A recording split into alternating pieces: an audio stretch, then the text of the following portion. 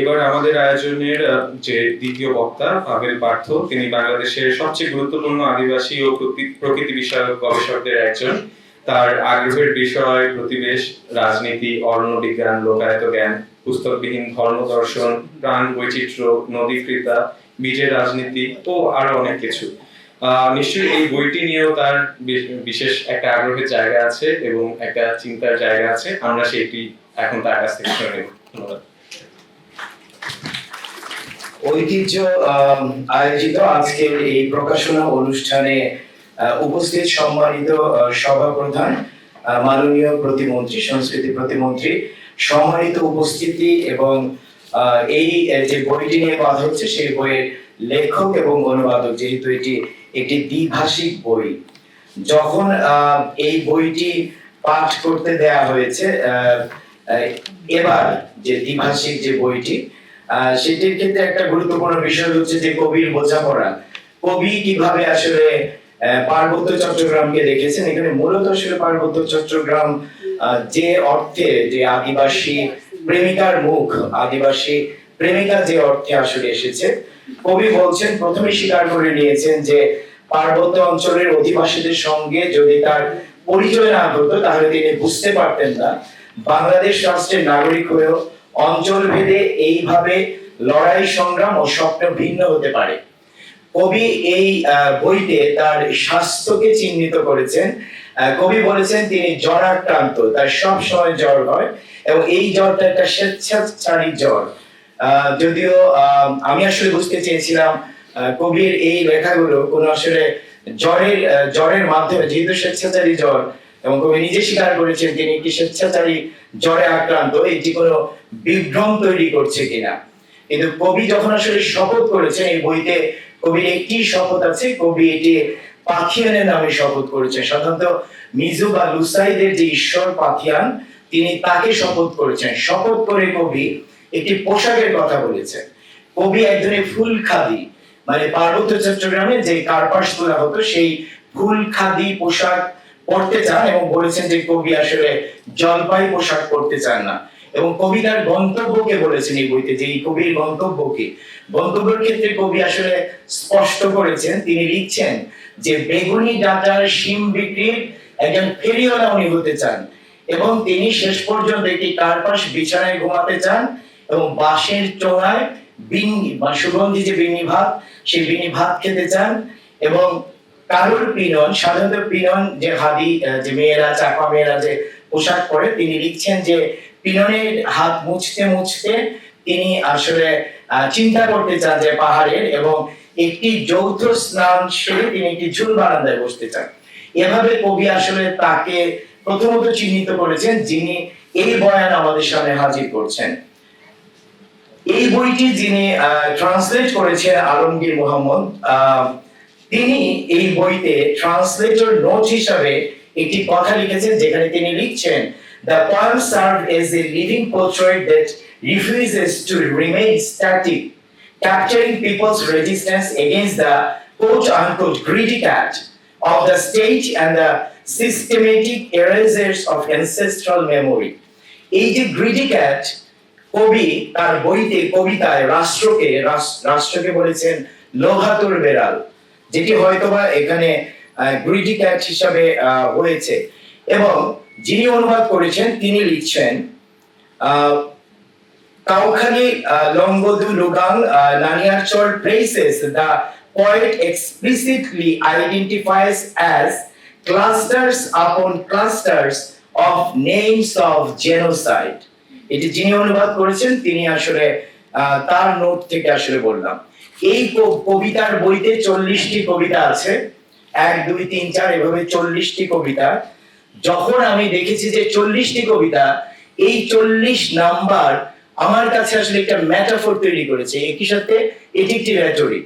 কারণ 40 নাম্বারটি খুবই সিগনিফিক্যান্ট। আমরা যদি মানে দেখি যে মানে বাঙালি মুসলিমদের মধ্যে আসলে মারা গেলে কবরে যে খাটিয়া, সে যে 40 কদম থেকে শুরু করে হিন্দু, মুসলিম, বৌদ্ধ, খ্রিস্টানদের কাছেও এই 40 সংখ্যাটা একটা আলাদা ভাবে একটা গুরুত্ব বহন করে। তার চেয়ে তো আরেকটি বিষয় হচ্ছে গুরুত্বপূর্ণ, হচ্ছে যে মহামারী আমরা দেখেছি, করোনা মহামারী, সেই মহামারীকালে যে কোয়ারেন্টাইন করা হয়, এই কোয়ারেন্টাইন পদ্ধতিটাই এসেছে কোয়ারান্টা থেকে, একটা ইতালিয়ান শব্দ। কোয়ারান্টা মানেই 40 দিন। আগে যখন অতিমারি হয়েছিল তখন আসলে কোনো জাহাজ বা কাউকে 40 দিন কোথাও আসলে আলাদা ভাবে রাখা হয়েছিল। এমনকি চাকমাদের ক্ষেত্রেও তাদের জন্ম পরবর্তী যে কৃত্য, মৃত্যু পরবর্তী যে কৃত্য, সেটিও হচ্ছে আসলে 40 দিন পরে। এবং চাকমা তারিখ শাস্ত্র অনুযায়ী যে চিকিৎসা, সেই চিকিৎসায় 40 সংখ্যাটি খুবই গুরুত্বপূর্ণ। আমি ঠিক জানি না কি ম্যাটাফরিক্যালি কবি এখানে 40টাকে আসলে ব্যবহার করেছেন, কারণ 40 একটি প্রস্তুতির সংখ্যা। মানে আমি যে ঘটনাগুলো বললাম সেই ঘটনাতে 40 একটি প্রস্তুতির সংখ্যা। হয়তোবা কবি আমাদেরকে কোন একটা বার্তার জন্য প্রস্তুত করছেন।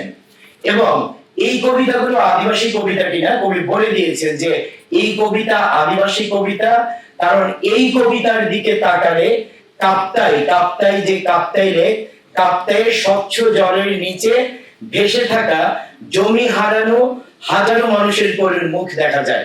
এই কারণে এগুলো আদিবাসী কবিতা।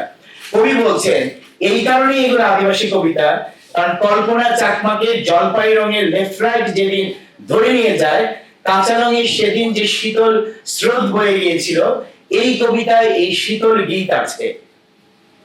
কবি এই 40টি কবিতার বইতে অনেকগুলো প্রশ্ন তুলেছেন।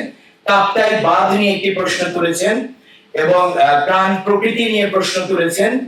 তিনি জুম খেতে আসলে কান্না শুনতে পান। তিনি দেখতে পান যে সাধারণত আমরা পার্বত্য চট্টগ্রামের যে ধরনের স্টেরিওটাইপ বর্ণনা দেখি, যে সবুজ পাহাড়, ঝর্ণা, কবি সেখানে হিংসার ঝর্ণা দ্বারা দেখতে পান এবং রাজার সেপাই দ্বারা দখল করা জুমক্ষেত আসলে দেখতে পান। এবং তিনি বলতে চান যে তিনি জমিয়ার গোড়ায় কোনো আসলে ধান দেখতে পান না, এখানে শিশুরা হাসে না, পাখিরা কোনো গান গায় না। এবং কবি একটি গুরুত্বপূর্ণ প্রশ্ন করেছেন তার কবিতায়, যে কার আয়নায় আমরা পাহাড় দেখব, যে হেজিমনি জারি আছে সেই আয়নায়, নাকি যারা পাহাড়ে বসবাস করছে সেই আত্মপরিচয়। কবি লিখছেন নৃবিজ্ঞান জাতিসংঘ আইএলও নয়, কবি পাহাড়কে দেখতে চান পাহাড়ের আদিবাসী প্রেমিকার কার্পাস বিছানো খোলা চুলে। এখানে খোলা চুল আমি খুবই রেটরিক অর্থে আসলে পড়েছি, কিন্তু তার চাইতে আমার কাছে গুরুত্বপূর্ণ হচ্ছে কার্পাস। এবং এই বইতে কার্পাস এত গুরুত্বপূর্ণ রূপকল্প হিসেবে এসেছে যে কবি কার্পাসের ওম, কার্পাসের বিছানা, যেটিকে তিনি গন্তব্য মনে করছেন, এই যে কার্পাস, যার ভেতর দিয়ে কবি ওই অঞ্চলের মানুষের যে সার্বভৌম কৃষি উৎপাদন পদ্ধতি, তার ভিতরে রাষ্ট্র কিভাবে হেজিমনি তৈরি করেছে কিংবা বাজার কিভাবে হেজিমনি তৈরি করে, সেই গল্প বলতে চান। তিনি বৃষ্টি দিয়েও আসলে এই যাত্রা বিমানকে দেখিয়েছেন। বইয়ের একটি গুরুত্বপূর্ণ জায়গা জুড়ে জলপাই রং আছে, অনেকগুলো রং আছে, তার মধ্যে জলপাই রং অনেক আছে, যেটি আমরা এর আগেও আসলে শুনেছি। জলপাই ছাউনি, জলপাই সেপাই, কালো নল আর বারুদের গন্ধ, ঝুল বারান্দায় শৈশব থাকে না, এখানে জলপাই রঙের জাদু। মানে এই কথাগুলো যখন আসলে কবি বলছেন, তখন কবি একটি প্রশ্ন করছেন, আমি শেষ করে দিতে চাই। সেটি হচ্ছে কল্পনা চাকমার প্রশ্ন। কল্পনা চাকমার এই প্রশ্নটি জুলাই ছাত্র শ্রমিক জনতার গণ অভ্যুত্থানের পরে যত গ্রাফিতি আঁকা হয়েছে, যত সিগনেচার গ্রাফিতি আছে, তার একটি সিগনেচার গ্রাফিতি হচ্ছে কল্পনা চাকমার গ্রাফিতি। আমরা যেটি দেখতে পাই যে এখানে বাংলাদেশের মানুষ প্রশ্ন করেছে আসলে কল্পনা চাকমাকে যেভাবে আসলে জোর করে তার গ্রাম থেকে আসলে নিখোঁজ করা হয়েছিল। কবি যেভাবে লিখছেন, তোমার ডায়েরির পাতাগুলো মরাজ বন্দী হয়ে থাকবে আর কতদিন, এই প্রশ্ন কাকে করছেন কবি? গ্রাফিতি কাকে আসলে এই প্রশ্ন করছে? কল্পনা চাকমা যেন অন্যায়ের বিরুদ্ধে দাঁড়ানো ধারাবাহিকতার উত্তরাধিকার। কারণ কবিতার একটি কবিতায় কল্পনা চাকমার আগে প্রীতিলতা দিয়ে এই কবিতা শুরু করেছেন। কবি লিখছেন, প্রীতিলতা কল্পনা চাকমা শুরু করেছিল যে গান। তো প্রীতিলতা কল্পনা চাকমা শুরু করেছিল যে গান, যে গান আমরা বাংলাদেশের জনসংগ্রামে জনবয়ানে আসলে দেখতে পাই, যেটি পাহাড়ের বয়ানে কবি আসলে দেখেছেন, যেটি আমরা জুলাই অভ্যুত্থানে আসলে দেখতে পাই।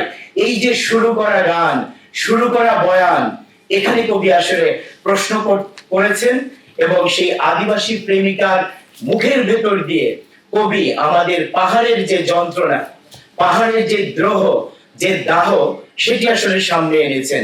এই বইয়ের প্রচ্ছদে কনক চাকমার যে চিত্রকর্মটি ব্যবহৃত হয়েছে এবং সামগ্রিকভাবে এই বইটির যে বিন্যাস এবং এই বইটির যে অঙ্গসৌষ্ঠব সবকিছুর জন্য আমি আবারও কৃতজ্ঞতা জানাই, ধন্যবাদ জানাই আপনাদের সবাইকে। চাকমা ভাষায় জুজু, ত্রিপুরা ভাষায় কুলুমটা এবং মারমা ভাষায় অগাসা, বাংলায় শুভেচ্ছা জানাই।